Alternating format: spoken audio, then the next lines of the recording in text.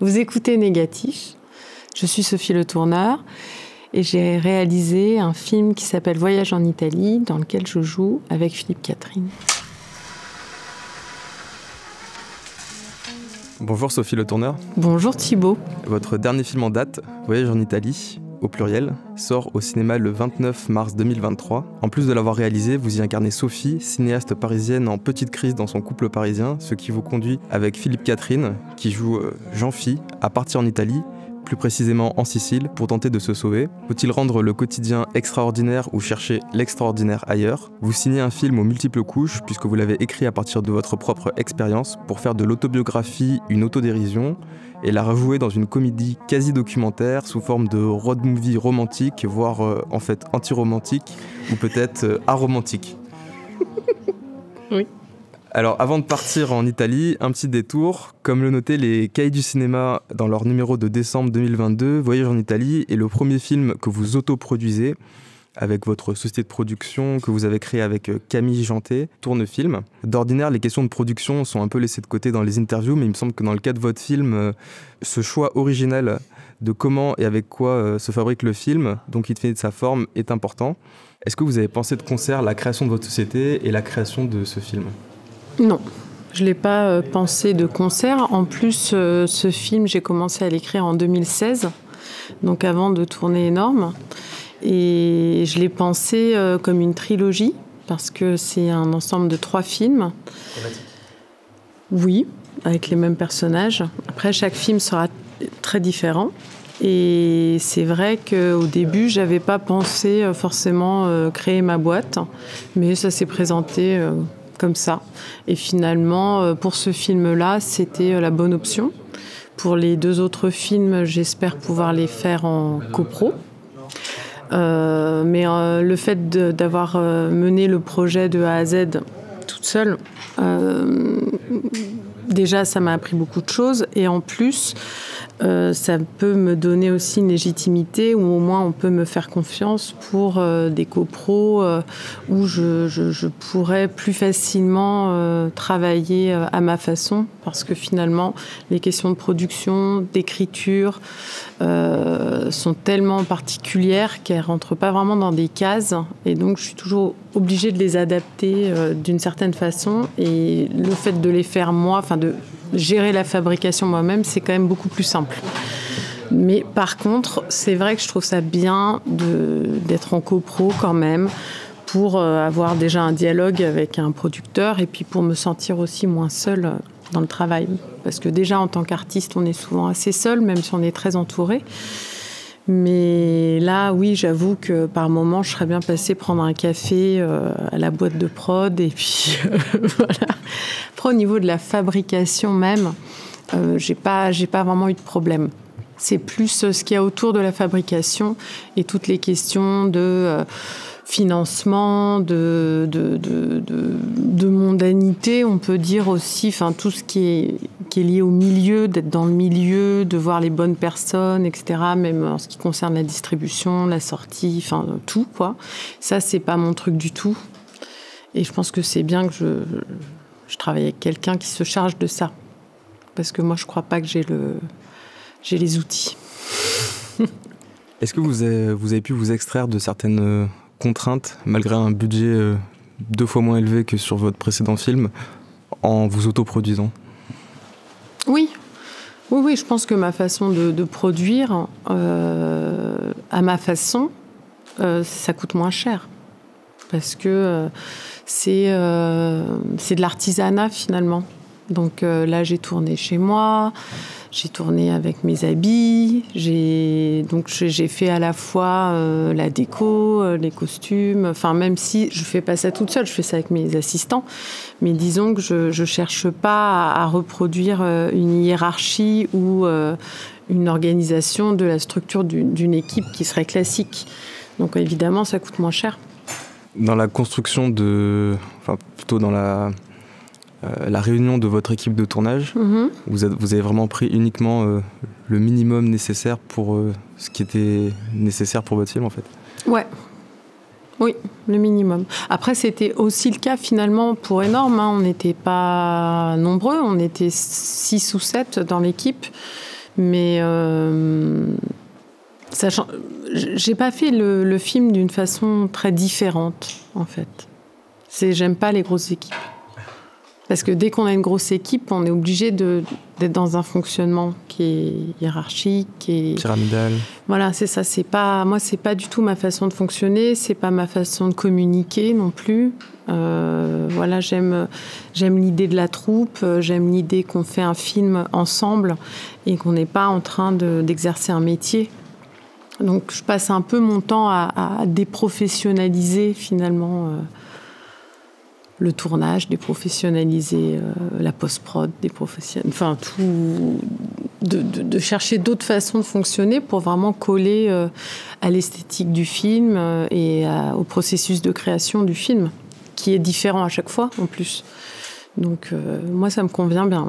Après, l'idée de dire il faut un producteur parce que les réalisateurs ils veulent dépenser le plus d'argent possible et qu'ils n'ont pas conscience, enfin le mythe de l'artiste qui n'a aucune conscience des choses matérielles, en tout cas moi ça me concerne pas. Voilà, moi j'ai 2 enfants, je sais pas, je suis pas sur un nuage au-dessus des réalités concrètes, quoi, pas du tout. Donc je vois pas pourquoi il devrait y avoir quelqu'un qui m'empêche de dépenser de l'argent ou qui considère que je vais faire des mauvais choix parce que je touche pas terre, j'en sais rien, non. Au contraire, je suis plutôt quelqu'un qui va limiter même les dépenses quand il n'y en a pas besoin. Et aussi parce que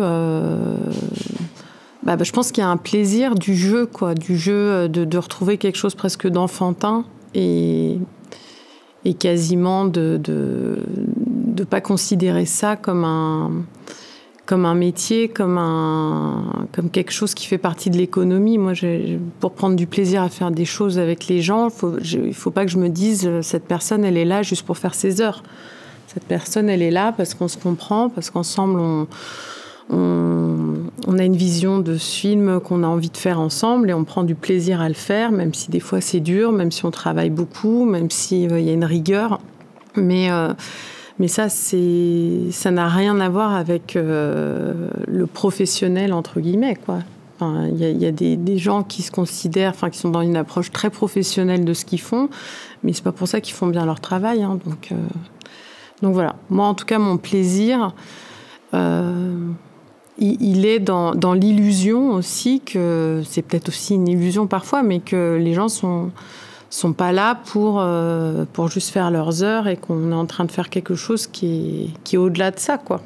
Et je crois que c'était le cas, quand même. Donc on en revient à la création artisanale dont vous parliez. Ouais, voilà, c'est ça. Et que finalement, je pense que si je fais des films, c'est aussi pour ce que je partage avec les gens avec qui je les fais, quoi. Enfin, je suis quelqu'un d'assez fusionnel, je crée des liens très forts avec les gens. Et je fais tout pour que ça arrive, et c'est un vrai travail aussi de confiance, quoi. Donc ça, c'est pas possible avec une équipe de 40 personnes, d'avoir un lien privilégié avec chacun, c'est juste pas possible. Autoproduction et autobiographie, vous avez travaillé à partir d'enregistrements que vous avez réalisés avec votre mari. Ouais. Est-ce que vous pouvez nous en parler un peu de cette matière, de comment vous l'avez transformée en scénario, ou en tout cas en matière appelée à devenir film? En fait, donc en 2016, je suis partie en voyage en Italie avec mon mari. Et pendant le voyage, c'est vrai que je voyais plein d'autres couples qui avaient l'air d'être exactement dans la même situation que nous. À peu près les mêmes âges, avec le guide du routard aussi, parce qu'on se retrouvait, vu qu'on suivait tous le guide du routard, donc ils étaient dans les mêmes restos. Enfin, tout le monde a connu un peu ce truc-là. Et c'est ça qui m'a donné envie. Je me suis dit, tiens, c'est marrant finalement, ce miroir comme ça on essaye tous de sauver quelque chose, qu'il y ait quelque chose qui arrive, qui soit quelque chose de l'ordre d'une étincelle, mais en même temps, il faut que elle est provoquée en 4 jours, il faut que ça arrive, alors qu'en fait, c'est hyper stressant, c'est beaucoup de pression, quoi. Et donc, je trouvais ça marrant, finalement, qu'on soit tous là à se battre pour retrouver quelque chose, ou pour laisser l'air un peu s'engouffrer dans la maison, quoi, dans le foyer. Et donc, j'ai commencé à prendre des notes. Et puis finalement, en rentrant, je me suis dit, bah, tiens, on va faire un enregistrement, mais qui pour moi était un enregistrement assez factuel pour écrire le scénario derrière. Et finalement, à force de travailler cet enregistrement, je l'ai trouvé tellement beau, je l'ai trouvé tellement émouvant, et je me suis dit, le vrai voyage, il est là aussi. Il est sur le lien conjugal, et qu'est-ce qui fait que malgré la forme d'enfermement qu'il y a autour du foyer et du lien conjugal, ce lien, il est très beau aussi. Il est très beau, mais il est double, il est complexe, mais il y a de l'amour, quoi. Et c'est pas un amour qui est habituellement développé dans les fictions. On est beaucoup plus dans la c'est plus un amour passionnel. Non, c'est plus un amour passionnel. Non, c'est autre chose. Et on ne peut pas avoir l'un sans l'autre. C'est ça que je trouvais intéressant. C'est-à-dire que ce lien-là, on ne peut pas l'avoir si on est dans la passion. Et vice-versa. Enfin, c'est le lien qui est lié au temps, et justement au temps passé ensemble. Et le fait de se raconter des souvenirs, c'est continuer de construire le lien, quoi. Et voilà, donc c'est ça qui m'a donné l'idée.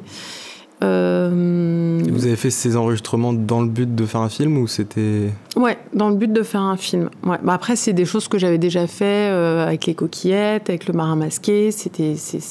Le récit fait partie de ma narration, quoi, de toute façon. Mais j'étais pas persuadée de l'inclure finalement dans le film. Je m'étais dit, je pourrais faire un film un peu plus classique, quoi. Et j'ai été rattrapée par l'émotion que j'avais en écoutant ces bandes-sons, puis j'ai commencé à les triturer, à les monter, etc.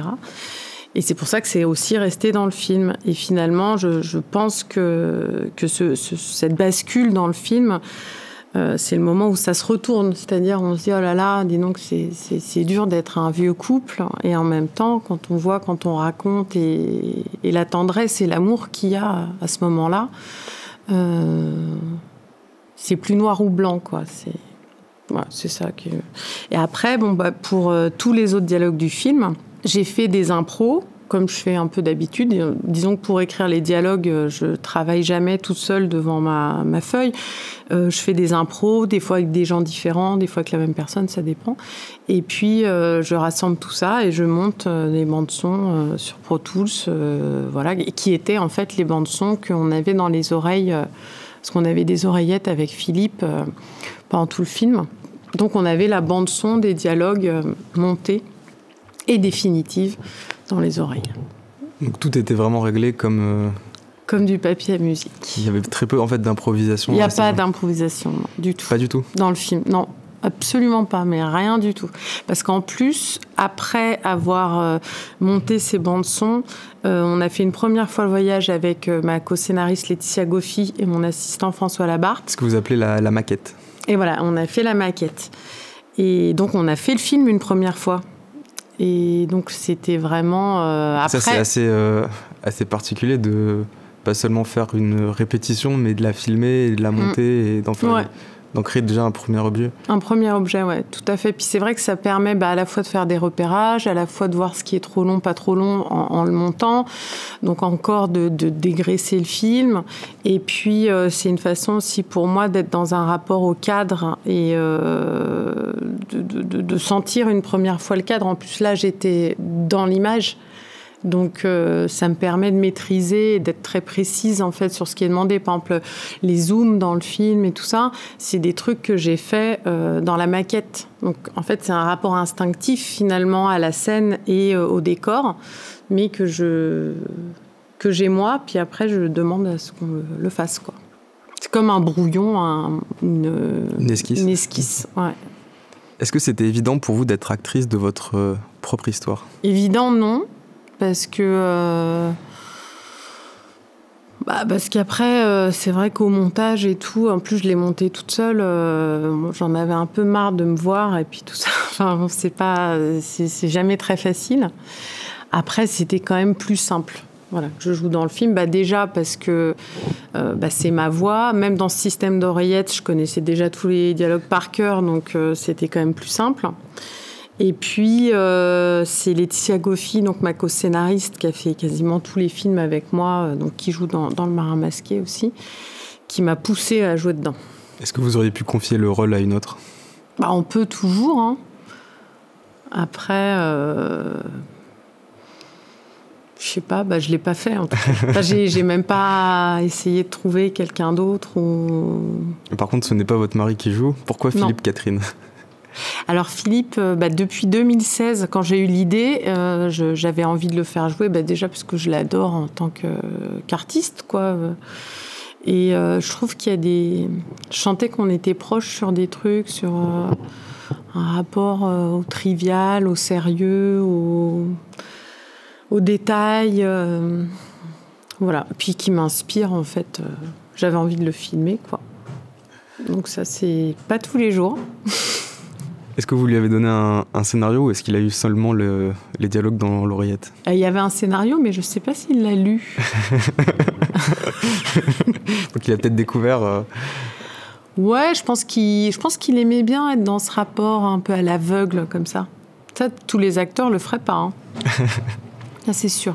L'oreillette, c'est quelque chose, par exemple, que d'autres cinéastes utilisent, comme Bruno Dumont, avec ses acteurs...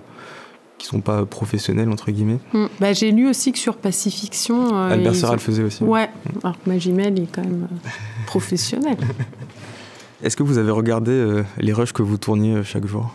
Non, on n'avait pas le temps. J'ai très peu regardé les rushs. Puis alors les rushs, parce qu'il y a des rushs en 35, toute la scène du lit, elle est en 35, donc bon, déjà, je ne pouvais pas regarder.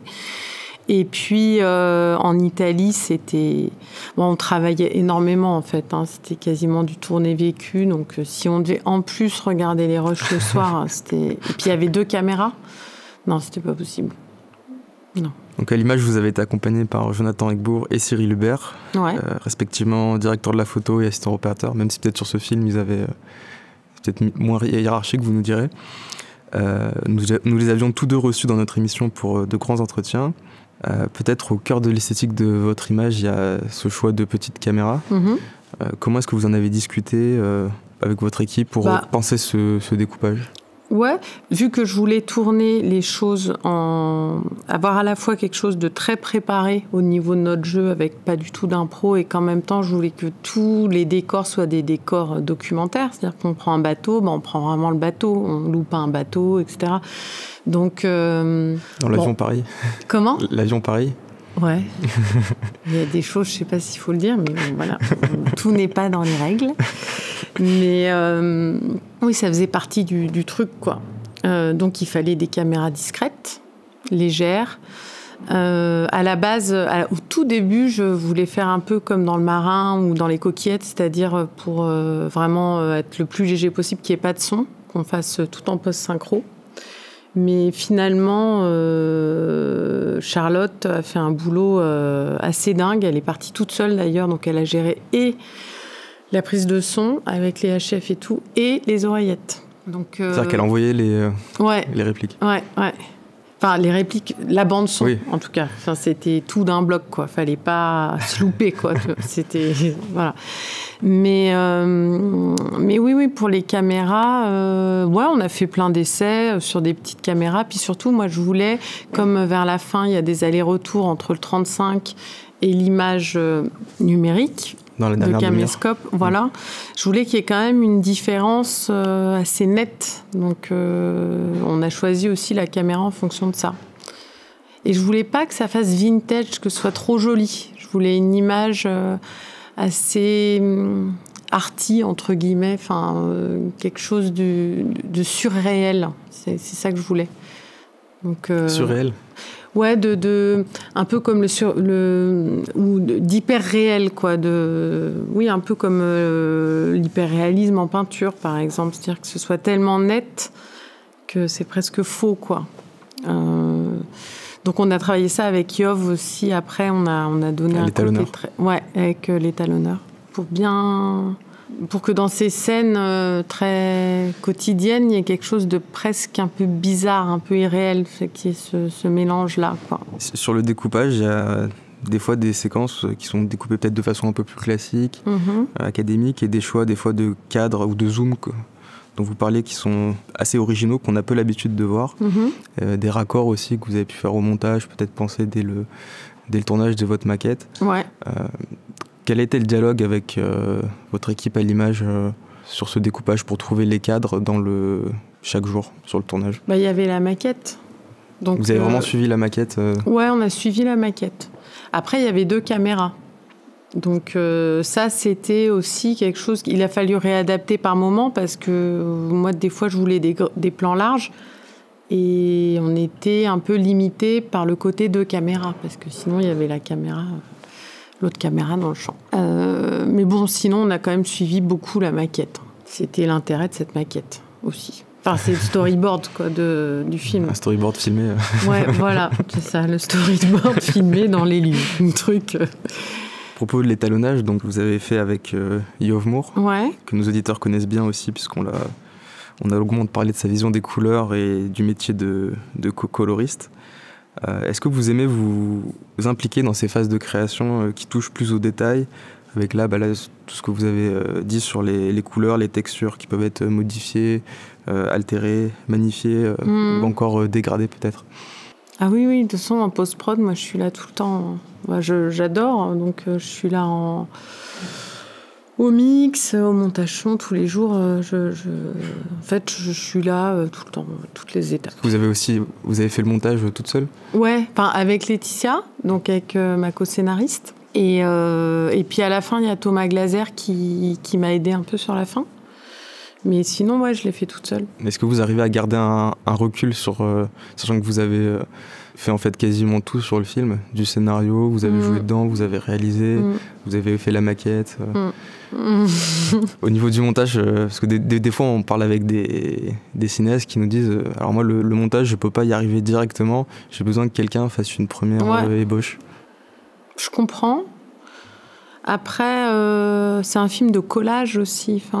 C'est un film, je pense, qui est assez proche de l'art plastique, finalement. Donc, moi, je pense que c'était important que je sois dans ma cohérence, quitte à pas avoir de recul. Mais en tout cas, j'ai été là où je voulais aller et voilà. Après, je me rends pas compte si ça avait été quelqu'un d'autre. Mais par exemple, sur Énorme, je sais que j'ai repris à un moment le montage aussi sur certains trucs, sur certains raccords. C'est vrai que je peux être super chiante et super précise sur des trucs qui, pour certaines personnes, seraient rien du tout.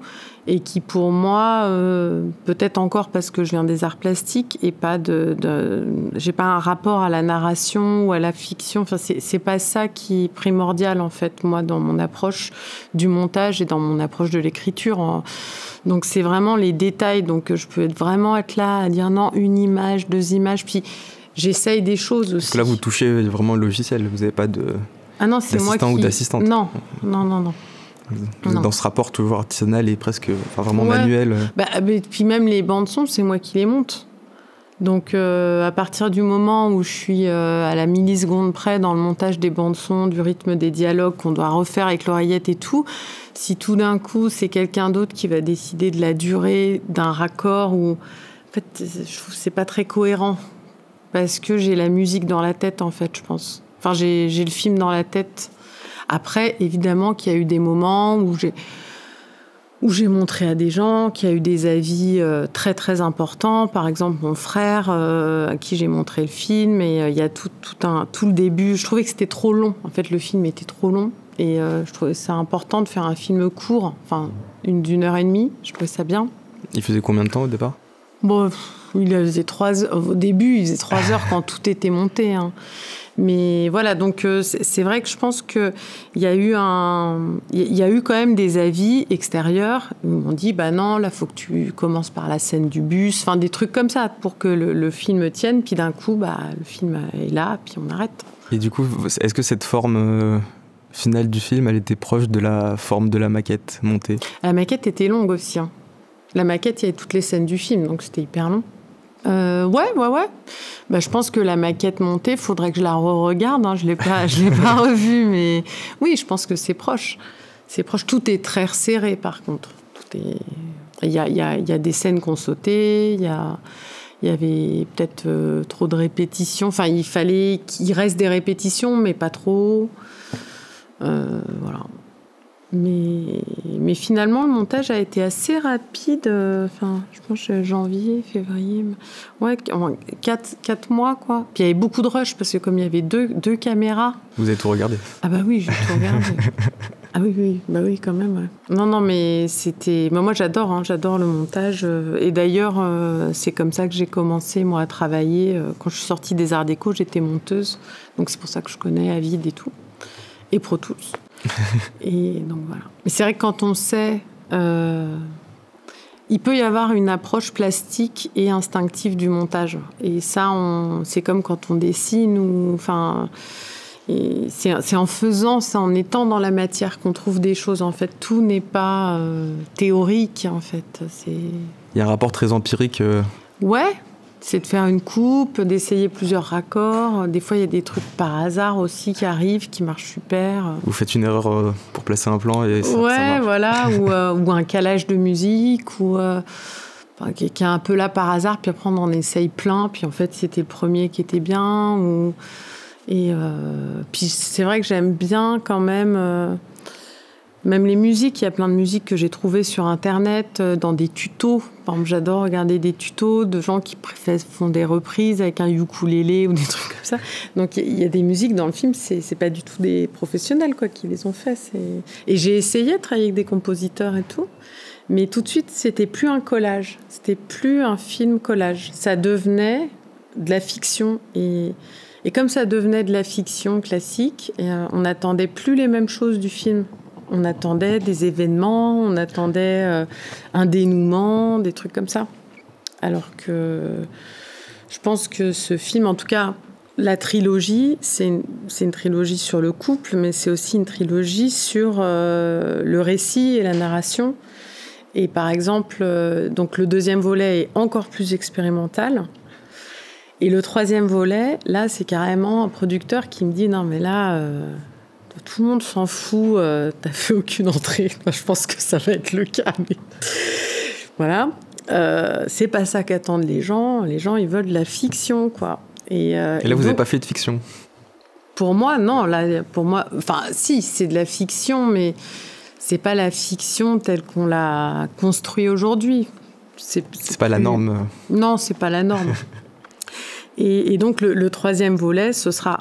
aussi sur l'histoire de ce couple, mais j'aimerais faire une adaptation de ce qui se passe dans ce couple, où moi je jouerais mon propre rôle encore, et face à des producteurs qui veulent un vrai film. Donc je voudrais faire la version américaine de ce qu'on vit, quoi, parce qu'on se sépare, machin, enfin il se passe un peu plus de trucs. Et je pense que ça peut être super marrant, c'est-à-dire de superposer ma façon de faire et ma façon de filmer, ma façon de construire et tout, et de voir par moments des scènes avec des acteurs américains qui joueraient en américain, et ce serait filmé aussi à l'américaine, enfin, et de faire un film comique autour de ça aussi, mais pas seulement comique, c'est-à-dire aussi une réflexion sur le cinéma, et pour moi c'est vrai que la langue américaine, les paysages, tout, enfin, tout donne envie de filmer comme ça aussi. Donc ça sera Voyage en Amérique? Alors c'est Divorce à l'italienne. Alors le premier c'est donc Voyage, après c'est Vacances en Italie, donc alors là j'ai hâte de le faire, ça va être super. C'est 3 semaines de vacances avec les enfants, donc cette fois-ci c'est les enfants qui racontent, et c'est vraiment le point de vue des enfants. Mais il se passe, pour le coup, là, il se passe vraiment, mais rien. Enfin rien, tout et rien, mais qu'est-ce qu'on va prendre comme pizza? Enfin, je vais très très loin dans des scènes sans fin qui paraissent complètement enfin, c'est le hors-champ, en fait, du cinéma. C'est vraiment pas ce qu'on met dans les films habituellement. Et après, dans le troisième, Divorce à l'italienne, avec... cette espèce de blague aussi, par exemple j'adorerais que Catherine il soit joué par Brad Pitt. Alors c'est un peu dingue comme idée, mais on n'est pas à l'abri qu'il accepte. Il paraît qu'il a beaucoup aimé Pacifiction. Ah ouais? Ce que disait Benoît Magimel qui a dîné avec lui au Fouquet's après les Césars. Non, mais je pense que ça peut être quelqu'un qui peut être intéressé par des expériences un peu différentes, pourquoi pas. Puis il aime bien la France, visiblement. Mais en tout cas, je pense que ce serait marrant, quoi, d'un coup, des points de raccord, justement, entre Philippe dans une micra pourrie dans la Nièvre, et puis d'un coup, Brad Pitt, un raccord avec la suite de la scène, et il est dans un pick-up au Texas, ou je ne sais où. Voilà, donc ça peut être assez marrant à faire, et voilà. Vous en êtes où de ces 2 projets ? Alors, je cherche un copro. Alors, a priori, je crois avoir trouvé. Mais oui, c'est pas facile. Déjà, c'est pas facile en ce moment de trouver de l'argent et puis de sortir des films et tout. Et en plus, alors une trilogie, très, très galère. Voilà. Après, si Brad Pitt accepte, je pense que ce serait plus facile. Mais je pense, en tout cas, le mélange même au niveau des voix, des conversations, le mélange des langues et tout ça, c'est un truc aussi qui me donne envie, quoi. Mais en tout cas, essayer de... Enfin, c'est même pas essayer, c'est que je pense que naturellement, c'est pas ma formation d'être dans un rapport classique au cinéma. Voilà. Donc, est-ce qu'on peut encore sortir des films en salle qui sont pas là-dedans? J'en sais rien. C'est une question, hein, d'ailleurs, parce que peut-être que... Quand vous faites le film, vous posez aussi la question de à quel public vous allez vous adresser, ou c'est totalement déconnecté? Heureusement. Malheureusement aussi, d'ailleurs. Peut-être que je ferais mieux de me la poser. Mais non, je me pose pas la question du tout. Eh ben merci Sophie Le Tourneur. De rien. Cette interview. Donc, le film sort le 29 mars dans tous les bons cinémas et il s'appelle Voyage en Italie.